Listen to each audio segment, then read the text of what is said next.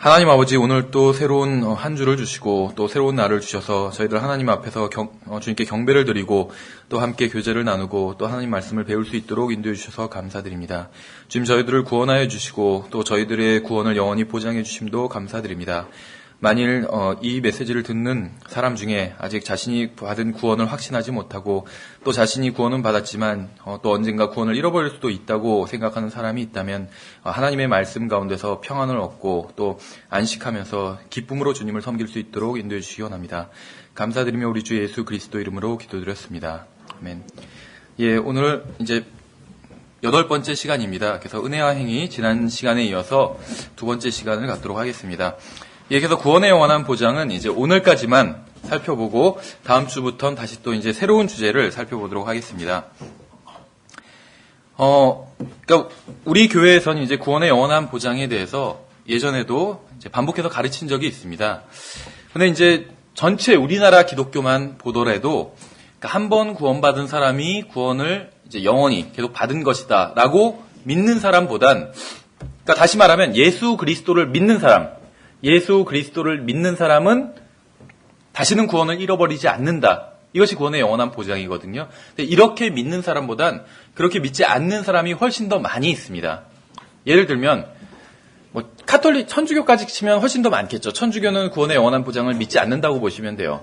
근데 천주교 제외하고 나서라도 감리교, 성결교, 또 오순절 계통의 교회. 그러니까 그 감리교는 성공회에서 나왔죠. 성결교는 감리교에서 나왔어요. 물론 이제 그 사람들 그렇게 얘기하면 싫어할 수도 있겠지만 일반적으로 얘기하면 오순절교회는 성결교에서 나왔습니다. 그래서 이분들이 믿는 교리 중에 건전한 것들도 굉장히 많이 있어요. 열성적으로 감리교, 성결교, 오순절교회 계통이, 감리교는 지금 신앙이 많이 식었지만 과거에는 열성적으로 신앙생활을 하던 사람들이에요. 어쨌든지 간에 구원의 영원한 보장을 일반적으로 믿지 않습니다. 이분들을 제외하면 이제 장로교회죠. 장로교회도 겉으로는 구원의 영원한 보장을 믿는 것 같지만 사실은 그렇지 않아요. 어떤 사람의 행위로 판단한다는 것이죠. 예수 그리스도를 진실한 마음으로 믿었다면, 진실한 마음으로 믿는 게 중요해요. 진실한 마음. 그러니까 마음으로 정말로 믿었다면, 믿은 척한 것이 아니라 정말로 믿었다면 구원받는 것이에요. 제 말이 아니라 성경에 기록된 하나님의 말씀입니다. 그런데 일반적인 장로교회에선 어떤 사람이 신앙생활을 열심히 하면 저 사람은 예정되었기 때문에 열심히 하는 것이다, 이렇게 얘기를 합니다. 근데 어떤 사람이 교회 생활을 열심히 하다가 교회를 떠나요. 그럼 저 사람은 예정되지 않았기 때문에 떠난 것이다, 이렇게 가르친다는 것이죠. 그럼 결국 구원의 영원한 보장을 믿는다고 하지만 실질적으로 다른 어떤 사람의 구원을 판단하는 근거가 무엇이냐면 그 사람의 행위라는 것이죠. 그렇죠? 예, 여기는 다분히 문제가 있다는 것입니다. 어쨌든 간에 구원의 영원한 보장을 믿지 않는 사람들이 훨씬 더 많이 있습니다. 그래서 우리가 오늘 마지막 시간인데 이제 로마서 4장을 중심으로 하나님께서 무엇이라고 말씀하시는지 살펴보도록 하겠습니다. 로마서 4장 1절에서는 그러면 육체에 관한 한 우리 조상인 아브라함이 무엇을 발견했다고 우리가 말하리요? 만약 아브라함이 행위로 의롭게 되었으면 그 일에 대하여 자랑할 것이 그에게 있으려니와 하나님 앞에서는 없느니라, 이렇게 말씀하고 있어요. 그래서 성경에서는 일관되게 구약이나 신약이나 행위로 의롭게 되지 않는다고 말씀하고 있어요. 구약 성경에서는 행위로 의롭게 된다, 이렇게 말씀하신 적이 단 한 번도 없어요. 아브라함의 지금 예를 들어서 얘기하고 있는데 그 이제 다음엔 또 다윗의 예를 들어서 얘기를 하시죠, 로마서에서. 그런데 이것이 어떤 특별한 케이스를 얘기하는 것이 아니에요. 일반적인 경우를 얘기하는 것이요. 그래서 구약 성경에서 구원받은 사람의 가장 대표적인 경우를 들어서 이야기하는 것 뿐입니다. 아브라함은 특별하게 구원받았고 나머지 구약 성도들은 전혀 그렇지 못하다, 그런 걸 말씀하고 있지 않다는 것입니다. 우리의 행위는 사람들에게 영향을 끼칩니다. 당연하죠. 야고보서 2장에서는 바로 이것을 말씀하고 있어요. 야고보서 2장을 잠깐 오해하면 꼭 행위로 구원받는 것처럼 성경이 가르친다고 착각할 수도 있습니다. 우리가 나중에 이제 이것에 대해서 다른 시리즈 공부 시간에 자세히 좀 볼 것입니다. 그런데 어쨌든 간에 여기선 자세히 보지는 않지만 야고보서 2장에서 말씀하고 있는 것은 사람이 행위로 의롭게 된다, 이 말을 하고 있는 것은 아니에요. 그럼 무슨 얘기를 하고 있냐면 우리의 행위가 다른 사람들에게 영향을 끼친다는 것이에요. 그 사람은 하나님께서는 그 사람의 중심을 보시죠. 마음을 보시고. 근데 마음을 볼 수 있는 사람이 없어요. 그래서 사람들은 저의 행위를 보고 저를 판단한다는 것이죠. 야고보서 2장은 그것을 말씀하고 있다는 것입니다. 그런데 그러니까 사람들은 저의 행위를 보고 판단할 수밖에 없어요. 그렇죠? 제가 어떤 잘못을 하면 행위로, 그럼 제가 그걸 의도했건 안 하건 사람들은 제가 그 한 행위를 통해서 저를 평가한다는 것이죠. 근데 하나님께서는 그렇지 않으세요. 왜냐하면 하나님은 마음을 보실 수 있기 때문에. 그래서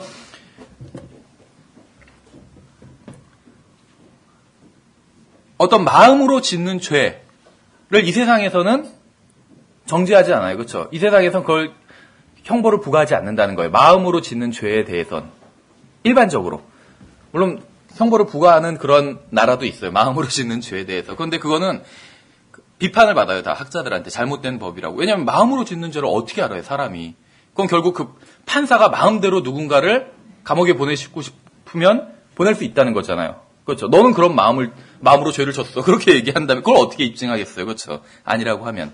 근데 하나님께서는 그걸 판단하실 수 있다는 것입니다. 그래서 하나님께서는 우리가 하나님과 우리와의 관계에 있어서 가장 중요한 것은 마음이에요. 마음. 물론 행위도 중요하지 않다는 것은 아닌데 마음이에요. 왜냐하면 마음만 있어도 하나님께서는 그걸 아시기 때문에, 그 사람의 마음을 충분히 아시기 때문에 그렇다는 것이죠. 그래서 하나님께서 우리의 마음을 보시고 또 어떤 행위가 하나님께 아무런 영향을 끼치지 못한다. 이것을 알아야 됩니다. 제가 여러분에게 죄를 지으면 지속적으로 죄를 져요. 예를 들면. 아니면 그냥 1년, 지속적이 아니라 그럼 1년에 한 번씩 죄를 져요. 제가 여러분에게. 그렇게 많이 죄를 짓는 건 아니죠. 생각해 보세요. 1년에 한 번씩 나에게 죄를 짓는 사람과 계속 관계를 맺으려 할까요? 그 사람과 교제를 하고? 안 그럴 것 같아요. 그렇죠? 아마 제가 여러분들에게 그렇게 1년에 한 번씩 아니면 한 달에 한 번씩 죄를 짓는다면 여러분은 저와 관계를 끊으려고 할 것입니다. 그렇죠? 그러나 제가 하나님께 죄를 범해도 하나님께서는 결코 저를 떠나거나 버리지 않으세요. 이것이 인간과 인간의 관계, 행위가 중요하다는 것이에요. 그런데 하나님과의 관계에선 꼭 그렇지만은 않다는 것입니다. 3절에 성경 기록이 무엇라 말하냐? 아브라함이 하나님을 믿음에 그것을 그에게 의로 여기셨느니라 하느니라. 똑같잖아요. 우리도 하나님을 믿었죠. 물론 우리 믿음의 어떤 구체적인 내용은 달라요. 우린 예수 그리스도께서 어떤 일을 하셨는지 알고 있잖아요. 성경에 기록되어 있기 때문에. 그래서 그것을 믿었어요. 근데 아브라함은 그런 말씀을 본 적이 없죠. 그때는 아직 구약 성경도 있지 않았기 때문에.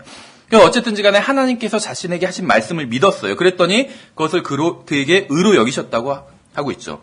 이제 일하는 자는 품삯을 은혜로 여기지 아니하고 빛으로 여기거니와 일을 하지 아니할지라도 경건치 아니한 자를 의롭다 하시는 이를 믿는 자에게는 그의 믿음을 의로 여기시느니라. 그러니까 하나님의 말씀을 믿으면 그 사람을 의롭다고 해주신다는 것입니다. 구약이나 신약이나 이것은 똑같은 진리예요. 구약 성경에서는 어떤 하나님을 믿고 또 행위를 하고 그러면 구원해 주신다고 말씀하신 적이 없어요. 한번 생각해 보세요. 자, 만약에 구원받지 않았어요. 근데 하나님 앞에 나아가려고 해요. 그래서 하나님 앞에 나아가서 구원을 받고 하나님의 자녀가 되려고 합니다. 그래서 하나님께 또 복을 받기를 원해요. 그래서 하나님께 나아가서 하나님께 이렇게 기도를 합니다. 나아가서 하나님께 말씀을 드리는 거죠. 하나님 저를 도와주십시오. 그랬더니 하나님께서 내가 널 왜 도와줘야 되지? 이렇게 물으세요. 너는 나에게 무엇을 해줄 수 있느냐? 내가 너를 도와줄 이유를 대라는 것이죠. 그래서 저는 예수 그리스도의 보혈을 믿습니다. 예수 그리스도께서 저의 죄를 대속해 주시고 저를 위해서 피를 흘리고 죽어주셨음을 믿습니다. 이렇게 말씀을 드렸어요. 하나님께. 그랬더니 하나님께서 그래 너 좋은 걸 믿고 있구나. 근데 또 좀 다른 건 없니? 이렇게 만약에 물으세요. 하나님께서. 예수님께서 저의 모든 죄값을 지시고 십자가에서 저를 대신해서 죽으시고 묻히시고 부활하셨음을 믿습니다. 이렇게 얘기했더니 그래 꽤 그건 괜찮은 건데 그거 말고 좀 더 다른 거 없니? 나를 감동시킬 만한? 이렇게 얘기했어요. 저는 예수 그리스도께서 하나님의 아들심을 믿고 하나님의 말씀을 믿고 그분이 다시 오실 것을 기다리고 있고 그분께서 저를 대신한 하나님의 어린 양이 되셨음을 믿고 그렇게 믿습니다. 이렇게 얘기를 드려요. 그래 네가 믿는 것들이 다 성경에 있는 것이고 좋은 것인데 그거 말고 좀 더 나를 감동시킬 만한 그런 건 없니? 한참 생각하다가 제가 주님께 이번 주에 11조를 드렸고요. 어저께 길에서 전도지를 나눠줬어요. 그러니까 하나님께서 그래 그거야. 네가 이제야 제대로 된 말을 하는구나. 너에게 큰 상급을 주고 구원해 주겠다. 이렇게 하실까요? 제가 무슨 얘기를 하고 있는지 아시겠죠? 여러분은 예수 그리스도의 피로 구원받을 자격이 있었나요, 과거에? 만일 여러분이 아무런 자격이 없는데도 예수 그리스도의 피를 통해서 구원을 받았다면 무엇을 가지고 하나님을 감동시킬 수가 있을까요? 그렇죠. 그러니까 어떻게 보면 이 구원은 하나님께서 우리를 구원해달라고 요청하는 거잖아요. 그러니까 인간 측면에선 하나님께 구원해달라고 요청하는 거예요. 근데 그러기 위해선 감동시킬 만한 게 있어야 돼요. 그렇죠. 그래야지 하나님이 내가 인간을 구원해 주어야겠다. 이런 생각을 하시게끔 해야 된다는 거죠. 근데 우리에게는 하나님을 감동시킬 만한 것이 아무것도 없다는 것입니다. 우리가 예수 그리스도의 보혈에 대해 더할 만한, 그 보혈을 보충할 만한 것을 가지고 있지 않다는 것이에요. 그렇죠. 만일 여러분이 하나님께 복을 받고 하나님과 교제를 나누는 것이 여러분이 잘났기 때문이라고 생각한다면 여러분은 예수 그리스도께서 하신 일에 대해서 대단히 큰 착각을 하고 있는 것입니다. 하나님께서는 여러분, 우리에게 빚진 게 아무것도 없어요. 그러니까 우리에게 구원해 주시고 우리의 구원을 꼭 영원히 보장해 주셔야 될 만큼 빚진 것이 아무것도 없다는 것입니다. 그렇지 않아요? 자, 하나님께 기도를 한다고 생각해 보세요. 하나님, 저는 오늘 정말 기분이 좋습니다. 왜냐하면 제가 주님께 기분이 너무 좋아서 주님께 오늘은 뭘 좀 구하겠습니다. 어제 같으면 이런 건 구하지도 못했겠지만 오늘은 충분한 자격이 있다고 생각합니다. 왜냐하면 오늘은 선한 일을 정말 많이 했거든요. 그래서 주님께서 저의 요청을 반드시 들어주셔야 됩니다. 이런 기도를 할 수 없다는 거예요. 그렇죠? 어떤 사람은 자신이 오늘 너무나도 많은 죄를 지어서 오늘은 기도할 수 없다고 하는 사람도 봤어요. 이해가 되죠? 그런데 그렇다면 기도할 수 있는 날이 있을까요? 당당하게 기도할 수 있는 날이? 죄를 많이 지어서 기도할 수도 없고 경배를 드릴 수도 없다면 기도할 수 있고 경배할 수 있을 정도로 좋은 날이 있냐는 것이죠. 만약 하나님과 관계를 맺기 위해 요구하신 것이 하나님의 아들이신 예수 그리스도의 피라면, 그러니까 하나님께서 요구하신 것이 예수 그리스도의 피라면 주님과 관계를 맺고 나서 그 관계를 유지하기 위해서 무엇을 더 더할 수 있냐는 것이에요. 그러니까 예수 그리스도의 피로 구원받았다면 구원을 유지하기 위해서 다른 무엇이 더 필요하냐는 것이요. 다른 무엇이 만약에 우리의 구원을 유지할 수 있다면 그것은 예수 그리스도의 피와 견줄 수 있는 것이어야 돼요. 근데 그런 것이 없다는 것입니다. 어떤 사람은 자신이 다른 사람들보다 훨씬 더 많은 선행을 했기 때문에 영적이라고 주장을 합니다. 자기가. 근데 문제는 무엇이냐면 다른 사람이 기준이 아니라 하나님, 예수 그리스도가 기준이 되어야 된다는 것이요. 그러니까 선행으로 구원을 받아야 된다라고 생각하는 사람들은 자기가 다른 사람보다 선하다고 생각합니다. 그러니까 기준이 뭐냐면 항상 다른 사람이에요. 기준이. 그렇죠. 그것도 다른 사람의 선과 자기의 선을 비교하는 게 아니라 다른 사람의 악과 자기의 선을 비교해요. 그러니까 그만하면 자기가 선하니까 구원받아야 된다고 생각해요. 근데 하나님의 말씀에 의하면 기준이 다른 사람이 아니라 예수 그리스도라는 것이요. 하나님의 은혜를 행위로 얻으려는 사람들이 있습니다. 그러니까 행위로 구원받으려는 사람들. 그러나 행위로는 결코 하나님의 은혜를 얻을 수가 없습니다. 하나님의 은혜를 행위로 얻으려고 하기 때문에 기쁨이 없는 것이요. 신앙생활에. 기쁨이 없어요. 하나님께서 은혜를 베풀어 주실 수밖에 없는 인간의 행위란 존재하지 않는다는 것이요. 왜냐하면 인간이 어떤 행위를 해서 하나님께서 어떤 만족을 얻을 만한 인간이 어떤 행위를 할 수가 없다는 것이요. 그 인간이 어떤 행위를 해서 하나님께 이득을 드릴 수가 없다는 것이요. 그래서 행위로 구원받을 수가 없어요. 인간이 어떤 행위를 해서 하나님께 자격을 얻을 수 있는 행위가 없다는 것이에요. 그래서 행위로 구원받을 수 없다는 것이죠. 행위로 구원을 받지 못하는데 어떻게 행위로 구원을 유지할 수가 있겠어요? 그렇죠. 그래서 로마서 4장에서는 이제 일하는 자는 품삯을 은혜로 여기지 아니하고 빚으로 여기거니와. 그렇죠. 이게 계약 관계잖아요. 내가 일을 하면 저쪽에선 임금을 주잖아요. 그렇죠. 그걸 주지 않으면 그게 빚이 되는 것이에요. 저쪽에서. 그 얘기를 하고 있는 것이죠. 그래서 일을 하지 아니할지라도 어떠한 행위도 없어요. 일을 하지 아니할지라도 경건치 아니한 자를 의롭다 하시는 이를 믿는 자에게는 그의 믿음을 의로 여기시느니라. 그러면 인간이 하나님의 구원을 살만한 그런 행위를 할 수 있는 것이 아무것도 없다는 것이요. 인간이 어떤 행위를 해서 하나님께서 이득을 얻으시는 것이 아무것도 없다는 것이에요. 그렇죠. 그래서 하나님께서 빚진 것이 없다는 것이에요. 인간에게. 근데 하나님께서 그냥 은혜로 자신이 하신 일을 믿는 사람들에겐, 그걸 받아들이는 사람들에겐 구원해 주시겠다고 은혜를 베풀어 주셨을 뿐이라는 것이죠. 만일 행위로 하나님의 은혜를 받을 수 있는 것이라면 하나님께서는 누군가에게 빚을 지게 됩니다. 그러나 하나님께서는 누구에게도 빚을 진 적이 없으세요. 빚을 진 것은 하나님이 아니라 인간이라는 것이죠. 저는 제가 주님께 빚을 진 것을 알고 있습니다. 그래서 저는 주님을 섬기는 것이요. 내가 빚졌기 때문에 하나님께.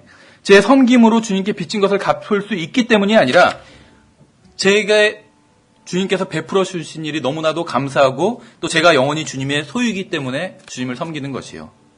6절에서 계속 보면 이것은 또한 다윗이 행위가 없어도 하나님께서 의를 인정하시는 사람의 복된 일을 묘사하여 이르되 자기 불법들을 용서받고 자기 죄들이 가려진 자들은 복이 있으며 주께서 죄를 인정하지 아니하실 사람은 복이 있도다 함과 같으니라.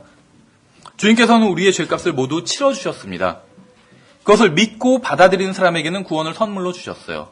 주님께서는 모든 사람의 모든 죄값을 단번에 영원히 치러주셨어요. 이것이 히브리서 10장에서 말씀하고 있는 것이요. 그런데 왜 모든 사람의 죄값을 치러주셨는데 믿는 사람만 구원을 받는지 예전에 말씀을 드렸었죠. 추인 제도에 대해서 말씀드렸었죠. 어떤 사람이 대리 행위를 해도 권한이 없는 경우에 그것을 나중에 인정하면 그 사람이 한 대리 행위가 나한테 이익이 돌아올 수가 있는데 내가 인정하지 않으면 그 사람의 대리 행위는 권한이 없었기 때문에 내가 의뢰하지 않았기 때문에 그렇죠. 내가 대리권을 주지 않았기 때문에 무효가 된다는 것이요. 예수 그리스도께서 우리를 대신해서 죄값을 치러주셨지만 그걸 받아들이는 사람들, 인정하는 사람들에게만 그 이익이 돌아가요. 일반 세상 법에서도 그래요. 마찬가지라는 것이죠. 주님께서 우리의 죄값을 모두 치러주셨습니다. 그것을 믿고 받아들이는 사람에게는 구원을 선물로 주셨어요. 우리는 다시 구원을 받기 위해서 값을 치를 필요가 없어요. 왜냐하면 이미 예수님께서 모든 값을 치러주셨기 때문에. 그렇죠. 그러니까 죄를 지어도 그 죄값이 이미 치러졌다는 것이요. 그래서 구원을 잃어버리지 않는다는 것입니다. 이것과 같아요. 마트에서 카트에 물건을 잔뜩 실었어요. 장을 보고. 그래서 이제 계산대 앞에 서 있습니다.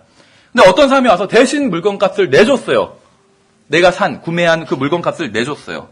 그래서 우리가 계산을 하려고 하니까 이미 계산이 끝났으니까 물건을 가지고 그냥 가면 된다고 했어요. 점원이. 이미 한번 값이 지불된 물건의 값을 다시 지불할 필요가 없죠. 당연히. 그렇죠. 그래서 집에 와서 이제 갖고 왔어요. 집에. 누가 대신 내줬으니까. 집에 물건값을 나는 치르지 않고 그 물건을 그대로 가지고 왔어요. 근데 가만히 생각해보니까 너무 고마워요. 그게. 그렇죠. 물건을 오늘 또 특히 많이 장을 봤는데 다 누가 내줬어요. 너무 고마워서 다시 마트에 가서 막 청소를 해요. 물청소를 하고. 그럼 그 물건 값을 지불해주는 사람을 오히려 모욕하는 거예요. 그렇죠. 하나님께서는 여러분에게 생명을 주셨습니다. 우리는 예수 그리스도의 의를 전가받았어요. 예수 그리스도께서 모든 죄값을 치러주셨기 때문에 더 이상 우리가 죄값을 치르지 않아도 되고 걱정하지 않아도 된다는 것입니다. 우리는 구원을 받으려고 노력할 필요가 없어요. 믿음으로 하나님의 약속을 받아들이면 됩니다. 마찬가지로 우리는 구원을 유지하려고 노력할 필요가 없어요. 왜냐하면 믿음으로 하나님의 약속을 받아들이면 됩니다. 믿으면 구원해 주시겠다고 약속하신 것처럼 또 구원을 한 번 구원받은 사람은 영원히 구원을 잃어버리지 않을 것이라고 약속해 주셨다는 것이죠. 똑같다는 것입니다. 구원의 영원한 보장을 믿는다고 하지만 그 개념을 이해하지 못하는 경우가 굉장히 많이 있습니다. 근데 사실은 구원의 영원한 보장을 이해하지 못하는 것은 복음을 이해하지 못하는 것이요. 저는 지금 구원의 영원한 보장을 믿지 않는 사람은 구원받지도 못했다. 이런 말을 하는 게 아닙니다.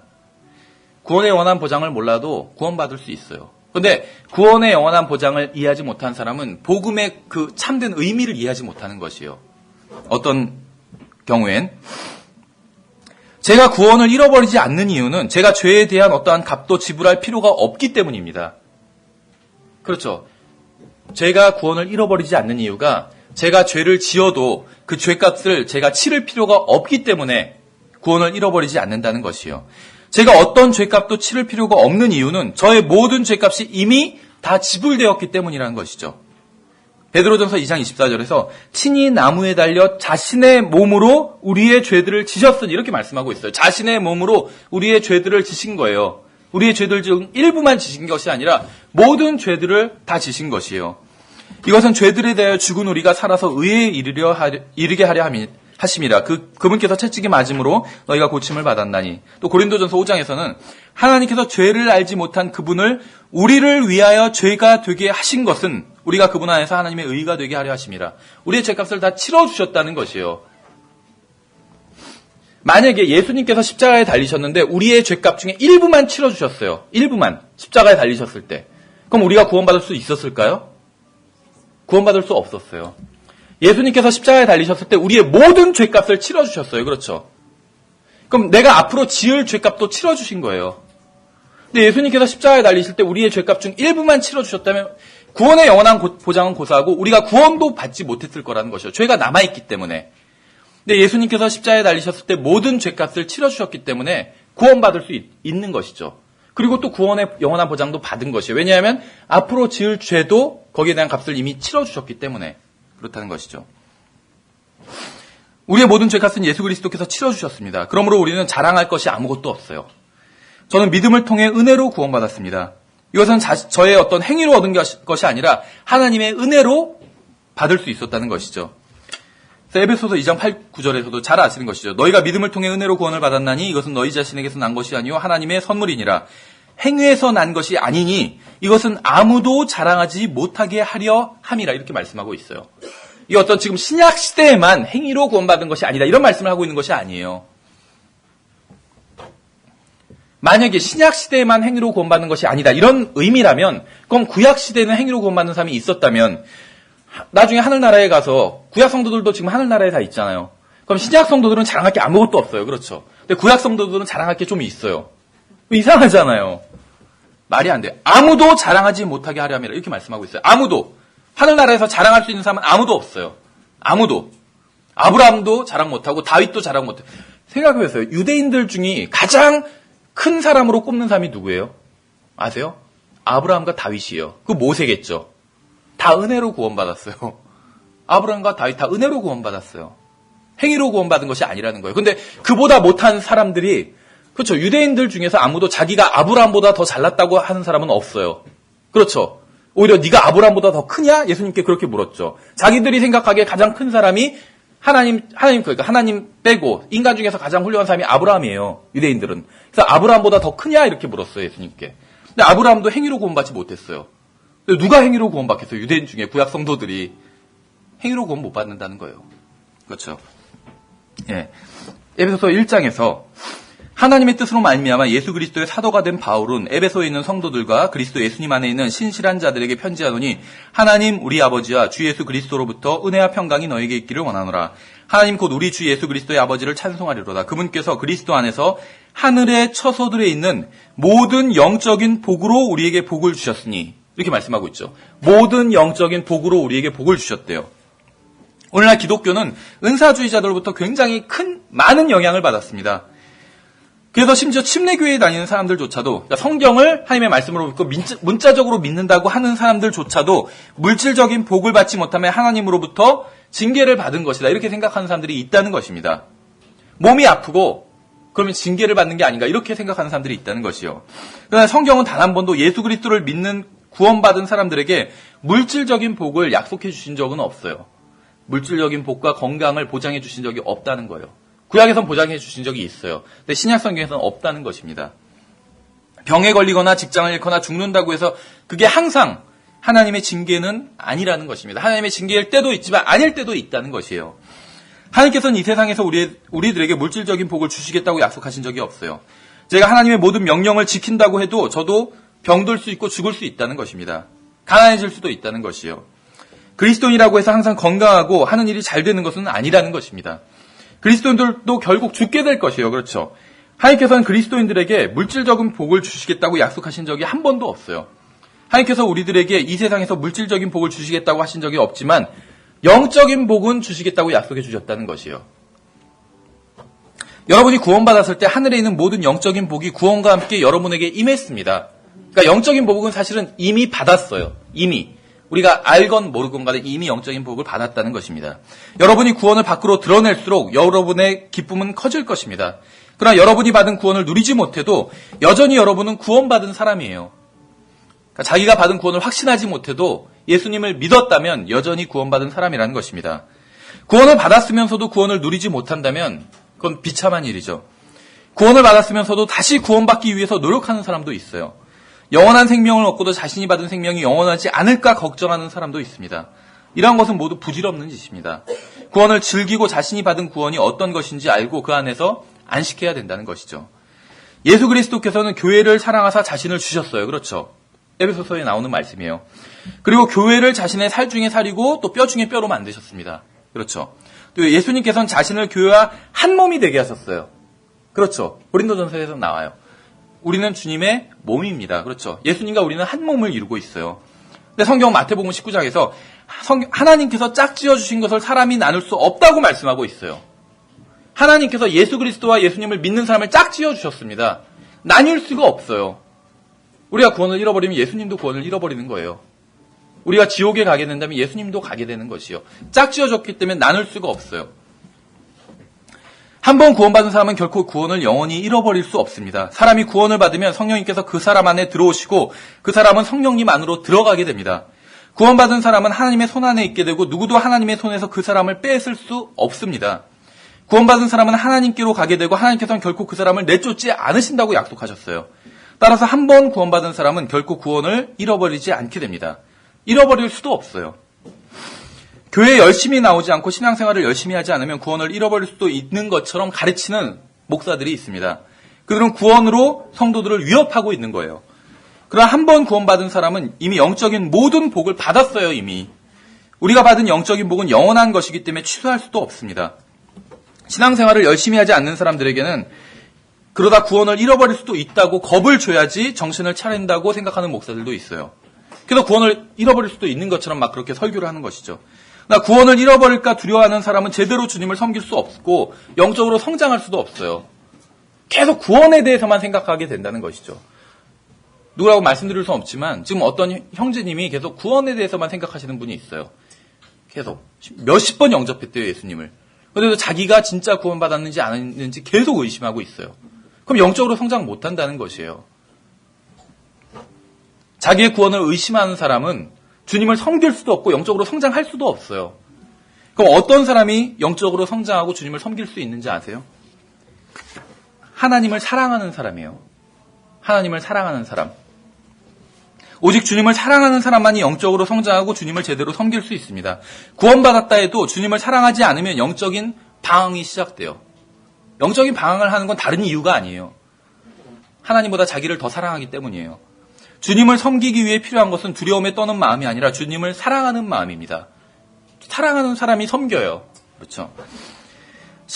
성경에는 신앙생활을 제대로 하지 못하는 사람들은 구원을 잃어버릴 수도 있다고 하는 말씀이 없습니다. 성경엔. 교회를 떠나면 구원을 잃어버리게 된다고 겁을 주고 협박하는 목사들도 있어요. 그런데 그렇게 협박해서 교회에게 사람을 강제로 남게 한다고 해서 얻는 것은 아무것도 없다는 것이죠. 그렇죠? 계속해서 에베소서 1장 4절을 보면 곧 우리가 사랑 안에서 자신 앞에 거룩하고 흠이 없게 하시려고 세상에 찬 건 이전에 그분 안에서 우리를 택하셨으며 이렇게 말씀하고 있습니다. 만일 제가 구원받았다면 저는 하나님 앞에서 거룩한 사람입니다. 제가 구원받았다면 저는 하나님 앞에서 거룩한 사람이에요. 제가 구원받았다면 저는 하나님 앞에서 흠이 없는 사람입니다. 만일 하나님께서 저를 영원히 거룩하게 하시고 흠이 없게 하셨다면 제가 어떻게 구원을 잃어버릴 수가 있겠느냐는 것이죠.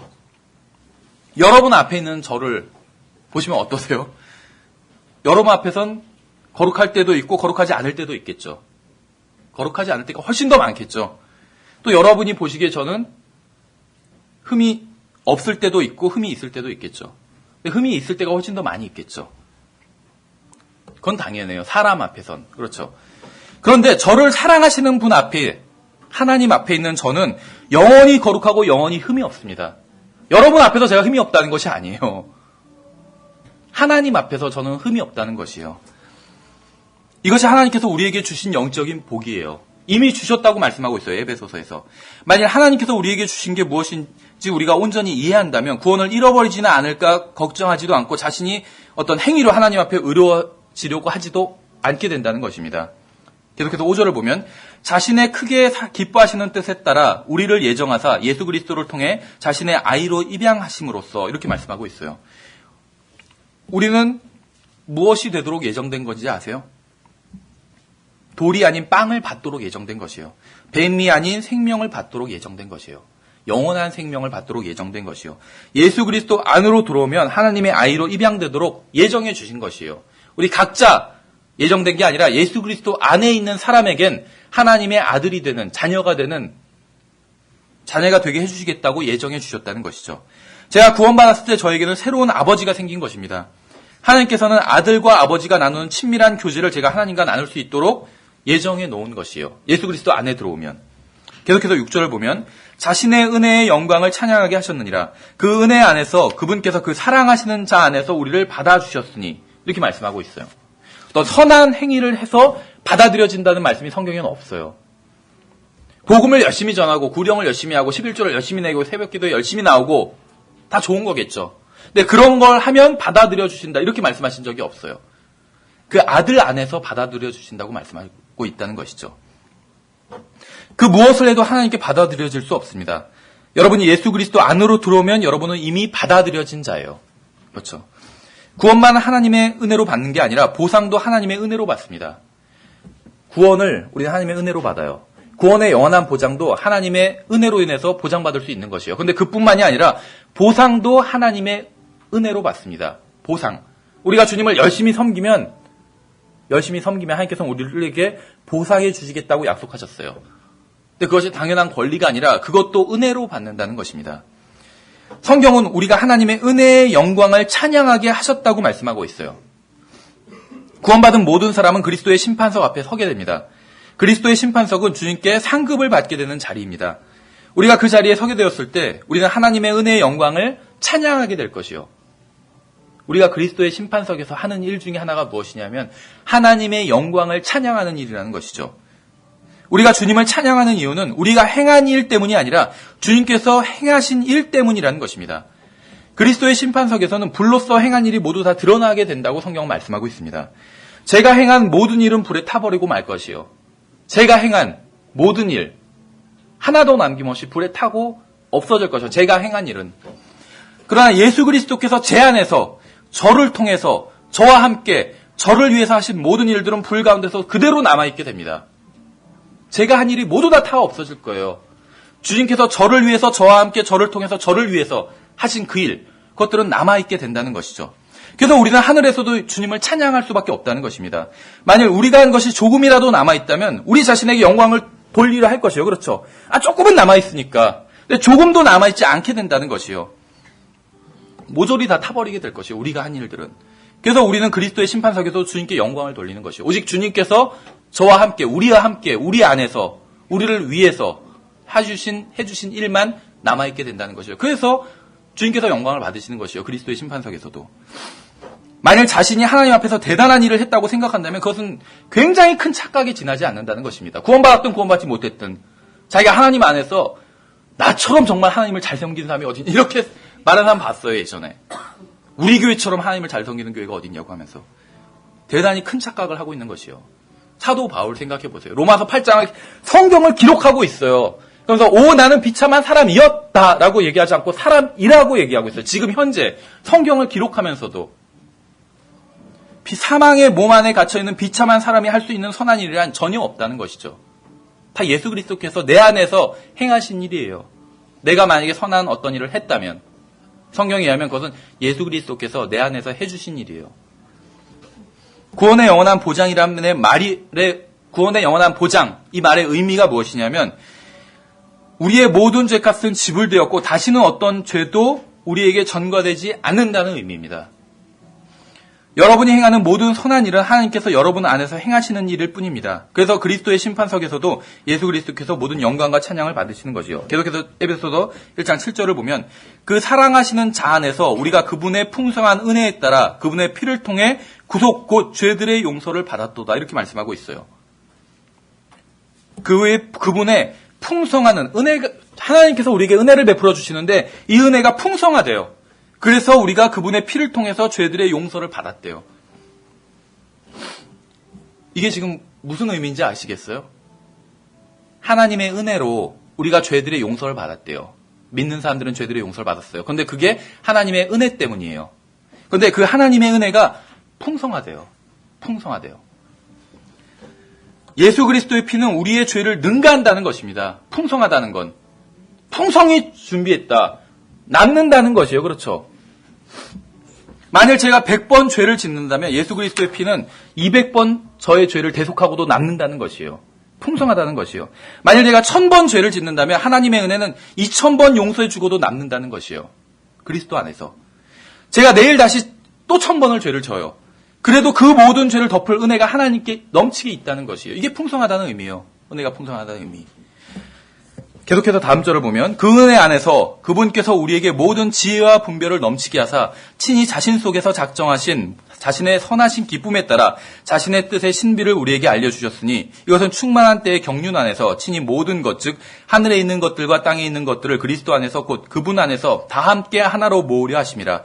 모든 것을 자신의 뜻하신 계획대로 이루시는 분의 목적에 따라 우리가 예정되어 또한 그분 안에서 상속 유업을 얻었으니 보세요. 우리가 그분 안에서 상속 유업을 얻었대요. 이것은 먼저 그리스도를 신뢰한 우리가 그분의 영광을 찬양하게 하려 하심이라. 하나님을 위해서 대단한 일을 하는 사람만 상속 유업을 얻었다. 그렇게 말씀하고 있지 않죠. 먼저 그리스도를 신뢰한 사람들, 그게 우리예요. 지금 사도 바울이 말하는. 그 사람들이 상속 유업을 얻었다고 말씀하고 있어요. 우리는 이미 받아야 될 모든 복을 받았습니다. 우리는 이미 필요한 모든 복을 충분히 받았어요. 주님께서는 이미 우리에게 주셨습니다. 성경 우리가 상속 유업을 얻었다고 말씀하고 있어요. 주님을 열심히 섬기는 사람만 얻었다고 말씀하고 있지 않아요. 그리스도를 신뢰한 사람들, 우리가 어떤 사람들인지 밝혀주고 있잖아요. 그리스도를 신뢰한 우리가 상속 유업을 얻었대요. 믿는 사람들이 상속 유업을 얻었다는 것이요. 마치 1등 당첨된 복권 용지를 갖고 있는 거나 마찬가지예요. 농협 맞나요? 농협 본전에 가서 찾으면 되죠. 그럼 현금화돼요, 그 종이가. 하늘나라에서 나중에 예수 그리스도께서 오시면 현금화되는 거예요. 이미 받았어요. 우리는 하나님의 은혜로 살고 숨쉬고 존재합니다. 우리는 하나님의 은혜로 섬기고 복음을 전하고 찬양하고 설교를 합니다. 따라서 우리가 하늘나라에 가게 되면 자랑할 것이 아무것도 없어요. 우리는 우리 자신이 아닌 주님을 찬양하게 될 것입니다. 우리가 한 일이라고는 예수 그리스도를 믿은 것밖에 없습니다. 그의 모든 것은 하나님께서 우리 안에서 우리를 위해서 우리와 함께 해주신 일이에요. 저는 주님을 위해서 살기를 원합니다. 그러나 제가 주님을 위해 살기 원하는 이유는 주님께서 저에게 주신 것 때문이에요. 저는 주님께로부터 무엇인가를 받아내려고 노력하거나 떼쓸 필요가 없습니다. 저는 주님의 복을 받으려고 주님을 섬기지 않아요. 저는 이미 주님께 복을 받았기 때문에 주님을 섬기는 것입니다. 저는 제가 예수 그리스도의 피에 무엇인가를 더할 수 있다고 생각하지 않습니다. 제가 구원받고 복을 받을 수 있는 모든 근거는 예수 그리스도의 피 때문이라고 믿습니다. 예수 그리스도의 피만으로 충분히 구원받고 영원히 그 구원을, 제가 받은 구원을 유지할 수 있다고 믿습니다. 여호와의 증인들이 집에 올 때가 있어요. 그렇죠? 그럼 만약에 집에 찾아오면 막 논쟁을 하게 되는데 논쟁을 길게 할 필요가 없습니다. 한 가지만 얘기하면 돼요. 만약에 말할 기회가 생긴다면. 그럼 물론 이제 우리가 얘기하는 걸 성경으로 보여줄 수 있어야겠죠. 어쨌든 한 가지 얘기만 하면 됩니다. 뭐냐면 이렇게 얘기를 해보세요. 저의 모든 죄는 용서받았습니다. 그렇죠. 성경으로 입증할 수 있죠. 저의 모든 죄가 용서되었다는 걸. 저는 영원한 생명을 가지고 있습니다. 저는 하나님 앞에서 영원히 거룩하고 흠이 없습니다. 여러분은 이것보다 더 나은 것을 저에게 주실 수 있습니까? 이렇게 물어볼 수 있다는 것이요. 줄 수가 없어요. 여호와의 증인들은. 행위로 구원받는다고 가르치는 사람들이거든요. 자기들이 열심히 집집마다 돌아다니는 이유가 그 열심히 공덕을 쌓아서 구원받기 위해서 그렇게 하는 거예요. 근데 우리는 이미 다 갖고 있다고 얘기한다면 그 사람들이 더해 줄 것이 없어요. 그럼 저에게 더 줄 것이 없는데 하나님께서 이미 저에게 이런 걸 다 주셨잖아요. 구원과 모든 영적인 복을 주셨어요. 근데 그 사람들이 저에게 더 줄 것이 없다는 것이요. 더 줄 것 있으면 얘기해보라 이거죠. 그럼 그 사람들은 내가 구원받지 않았다는 걸 입증하기 위해서 성경을 보여주려고 하겠죠. 하나님께서는 자신의 아들이 갈보리 십자가 위에서 피를 흘리고 죽는 것을 보셨습니다. 하나님께서 제가 어떤 선행을 해도 하나님의 마음을 움직이거나 감동을 줄 수는 없는 것이에요. 하나님께서는 이미 충분히 감동받으셨어요. 자기의 아들이 모든 것, 자기의 생명을 버리고 죄악된 인간을 위해서 생명을 버리고 피를 흘리고 죽으시는 것을 보셨어요. 그리고 그래서 하나님께서는 용서를 해주셨다는 것이요. 그걸 통해서. 그렇죠. 그러니까 그걸 받아들이는 사람들은 자기가 죄값을 지불하지 않아도 된다는 것입니다. 이미 죄값이 지불되어 있기 때문에. 그래서 성경은 예수 그리스도의 죽으심을 기억하라고 말씀하고 있는 것이요. 이미 해주신 그 일을 기억하라는 것이요. 그걸 통해서 우리가 구원받았고 모든 영적인 복을 받을 수 있었기 때문에 우리는 거기에 어떤 것도 더할 수가 없습니다. 그렇죠. 또 어떤 사람은 이런 얘기를 해요. 복음에 무엇인가를 더하려고 복음은 예수 그리스도께서 모든 것을 해주셨다는 것이에요. 그렇죠. 인간이 할 수 없는 그것을. 근데 그거에 자꾸 인간의 어떤 선행을 더하려고 해요. 그래서 어떤 하나님의 말씀 플러스 뭐 선행 이런 걸 더하려고 한다는 것이죠. 그런 사람은 어떤 것과 같냐면 꽃이 있죠. 핀. 그 꽃을 예쁘게 하려고 그 꽃 위에 에나멜 칠을 하는 페인트 칠을 하는 사람과 같다. 이렇게 얘기를 했어요. 그렇죠. 더 예쁘게 하려고 페인트 칠하면 어떻게 되죠? 망가지잖아요, 꽃이. 우리는 하나님께서 우리에게 해주신 일, 예수 그리스도께서 우리에게 해주신 일에 더할 것이 아무것도 없어요. 다 해주셨기 때문에. 만약에 다 하지 않으셨다면 십자가에서 돌아가실 때 다 이루었다 이렇게 말씀 안 하셨을 거예요. 많이 했지만 다 이루지 못했다 이러고 돌아가셨을 거예요. 그렇죠. 예수님께서 십자가에서 다 이루었다고 말씀하신 건 정말 다 이루셨기 때문에 다 이루셨다고 하신 것이에요. 그래서 모든 영광과 찬양이 예수 그리스도께 돌아가는 것입니다. 하나님께서도 예수 그리스도께 모든 영광과 찬양을 주시는 것이고, 그렇죠. 예, 그래서 구원의 영원한 보장에 대해서 우리가 이제 8주 동안 살펴봤습니다. 그래서 오늘로 구원의 영원한 보장에 대해서는 이것으로 마치고, 다음 주부터는 2주에 걸쳐서 복음을 들어보지 못한 사람들은 어떻게 되는지에 대해서 살펴보도록 하겠습니다. 구약 시대나 신약 시대나 상관없이 어떻게 보면 복음을 전혀 들어보지 못한 사람 입장에선 지금 구약이건 신약이건 그게 중요하지는 않아요. 그렇죠? 어차피 복음을 들어본 적이 없어요. 그 사람들은. 그래서 그런 사람들은 어떻게 되는지. 물론 하나님께서 정의롭게 공의롭게 심판하실 것입니다.